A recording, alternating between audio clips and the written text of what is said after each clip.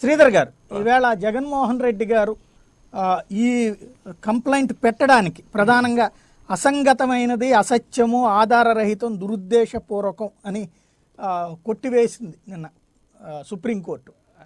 దాన్ని ఏ కోణంలోంచి, అంటే ఇది కేవలం ఉద్దేశపూర్వకమైనటువంటిది అని అంగీకరిస్తోంది వైఎస్ఆర్ కాంగ్రెస్ పార్టీ? నేను పూర్తిగా ఖండిస్తున్నానండి. ఐఎమ్ ఎక్స్ట్రీమ్లీ సారీ అండి. The language what you used, నా విజయవాడ బ్రదర్ కూడా సిమిలర్ లాంగ్వేజ్ యూజ్ చేశారు. బాలా అయితే బేస్లెస్, లేకపోతే ఇంకో రాపాక్ అంటాను ఆయన ఎప్పుడు. I'm sorry sir. సుధాకర్ గారు కూడా.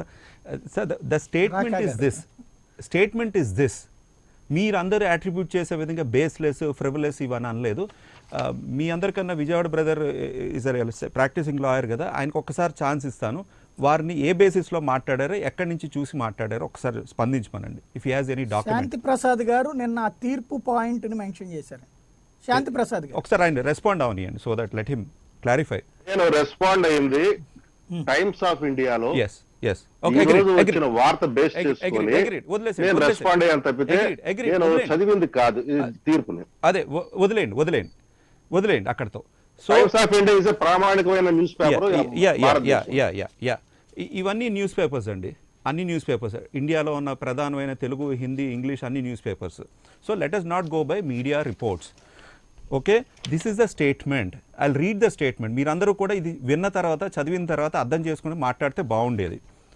ఏ కంప్లైంట్ ఏదండి, ప్లీజ్ అదే A complaint dated 6th October 2020 sent by Chief Minister of Andhra Pradesh to Supreme Court was dealt with under in-house procedure and the same on due consideration stands dismissed. ఎక్కడ ఫ్రివలెస్ అనలేదు, లేకపోతే baseless అనలేదు, మీరు attribute చేసిన 4 కారణాలు అనలేదు. అక్కడ consideration మీద డిస్మిస్ చేశారు. It to be noted that all matters dealt with under in the in-house procedure being strictly confidential nature are not liable to made public. ఇది స్ట్రిక్ట్గా ఉన్నది, నాట్ మేడ్ పబ్లిక్ అన్నారు.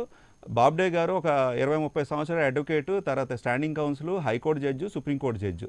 So this is the exact language and this is been drafted or ratified or certified by the CJ. This is has come out. ఇది మీ అందరిది ఈ బేసిస్లో మన పత్రికలు రాయలేదు.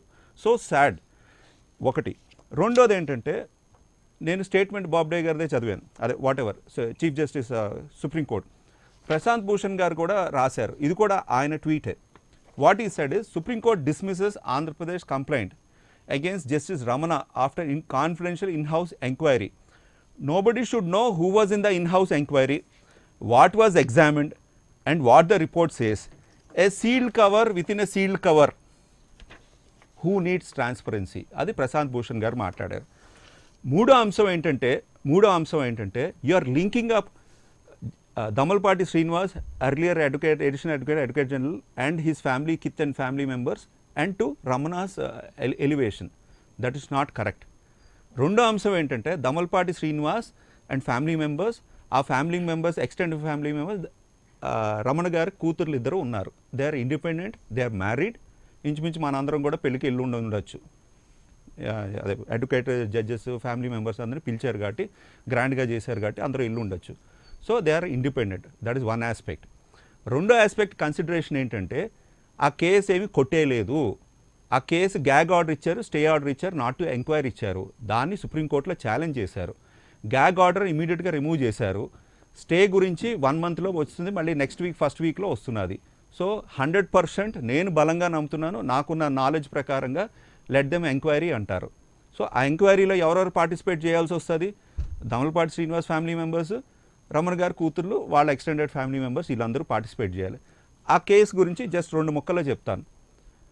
పీపుల్ ఆఫ్, అంటే Damalpati Srinivas family members are extended family members bought some land at price. సబ్సిక్వెంట్గా క్యాపిటల్ అనౌన్స్ అయ్యి, అంత డెవలప్మెంట్ అయ్యి, అప్రోర్ వచ్చి, మంచి రియల్ ఎస్టేట్ భూమి వచ్చిన తర్వాత కూడా, సో ఫ్యామిలీ మెంబర్స్ రేట్కే ఫ్యామిలీ మెంబర్స్కి, అంటే Damalpati Srinivas and his wife and Ramana garu పిల్లలకి రేట్కే టైంలో ఇచ్చారు. అది క్వశ్చన్ చేశారు. సో సహజంగా ఎవరు కూడా అలా ఎవరు అన్నది. సో ఇమీడియట్ ఫ్యామిలీ మెంబర్స్ కాదు వాళ్ళు. అంటే తాత మనవరాలకి ఇవ్వడం, తండ్రి కూతురికి ఇవ్వడం, అదే నో ప్రాబ్లం. అదే మావగారు అల్లుడికి ఇవ్వడం, మావగారు కోడలికి ఇవ్వడం, ఇవంతా నార్మల్ రిలేషన్స్. అక్కడ గిఫ్ట్లో కూడా there is a exemption in income tax also. Near relatives, extended relatives అనే వ్యత్యాసం ఉంది. ఇది గిఫ్ట్ ట్యాక్స్లో ఉన్నది, రిజిస్ట్రేషన్ డిపార్ట్మెంట్లో కూడా ఉంది. ఆ వ్యత్యాసాలన్నీ కూడా సుప్రీంకోర్టులో ఆర్గ్యుమెంట్స్లో కానీ ఇక్కడ హైకోర్టులో ఆర్గ్యుమెంట్స్ కానీ వాళ్ళు వీళ్ళు మాట్లాడుకుంటారు. So let us not club Damalpati Srinivas extended ఏవైతే ట్రాన్సాక్షన్స్ జరిగినాయో అవి కొట్టేశారనేది సత్యదూరం, అవి అండర్ కన్సిడరేషన్లో ఉంది. రెండో అంశం ఇన్సైడర్ ట్రేడింగ్ అనేది ఒక టెక్నికల్ టర్మ్, అది ఏది ఎస్పెషల్లీ షేర్ మార్కెట్లో ఉన్నది, అది మిగతా యాక్ట్స్లో లేవు అంటే అది ఇంక్లూడ్ చేయడానికి ట్రై చేయొచ్చు. 1. నెంబర్ 2, మిగతా కేసులు ఇంకా కన్సిడరేషన్లో ఉన్నాయి. ప్రస్తుతానికి చంద్రబాబు నాయుడు గారు నారాయణ గారి మీదే స్టే వచ్చింది తప్ప మిగతా వాళ్ళ మీద ఎంక్వైరీ జరుగుతున్నది. ఇన్ఫర్మేషన్ కాల్ ఫర్ చేశారు. దాంట్లో మేజర్గా వైలేషన్ రీసెంట్ కేసు గురించి లింకప్ చేస్తున్నాను. ఎక్స్ పీపుల్ అంటే ఒక దళితులు, ఎస్సీ ఎస్టీ బీసీ మైనారిటీకి అసైనీ అయిన తర్వాత వాళ్ళకి కాంపన్సేషన్ ఇవ్వకుండా థర్డ్ పార్టీ వాళ్ళకి కాంపన్సేషన్ ఇచ్చారు. అది తెలుగుదేశం వాళ్ళు కానీ వాళ్ళు మద్దతు పలికే వాళ్ళు విశ్లేషకులు కానీ ఏమంటున్నారంటే తప్పే ఉంది, కాంపన్సేషన్ ఇస్తున్నారు కదా అందరితో సమానంగా. అంటే వైఎస్ఆర్సీపీ గవర్నమెంట్ వచ్చింది, జగన్మోహన్ రెడ్డి ఈక్వల్ కాంపన్సేషన్ ఇస్తున్నారు. ఒరిజినల్ ఎస్ఐని వాళ్ళకి ఇస్తున్నారు. 15 ఏళ్ళు 15 ఏళ్ళు ఏదైతే మంత్లీ ఇస్తున్నారో అది ఇస్తున్నారు. ఇది మార్పు చేసింది మేము. సో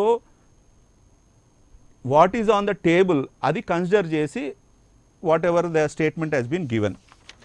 దీనికి 2 కేసులు లింకప్ చేస్తాను. Chandrababu Naidu garu vote note case, brief మీ కేసులో నేను ఎప్పుడు లీగల్గా కరెక్ట్, మారల్గా ఏం కరెక్ట్, నేను ఎప్పుడు చేసేది చేస్తాను. నాకు పోలీసు ఉంది, వాళ్ళకి పోలీసు ఉంది, నేను తప్పు చేయలేదని ఆ రోజు ఏమీ అనలేదు. అంటే ఆ రోజు ఏమీ ఆ విధంగా గ్రౌండ్ తీసుకోలేదు. సిమిలర్లీ సుజనా చౌదరి గారికి ఇది కాన్ఫిడెన్షియల్ ఇన్ఫర్మేషన్, బట్ టైం కొంతకాలం అయిన తర్వాత కూడా కాన్ఫిడెన్షియల్ ఇన్ఫర్మేషన్ కూడా చెప్పొచ్చు కాబట్టి నేను చెప్తున్నాను. సుజనా చౌదరి గారు ఒక మెంబర్ ఆఫ్ పార్లమెంట్గా తెలుగుదేశంలో ఎన్నుకున్నారు, ఆయన ఉన్నారు.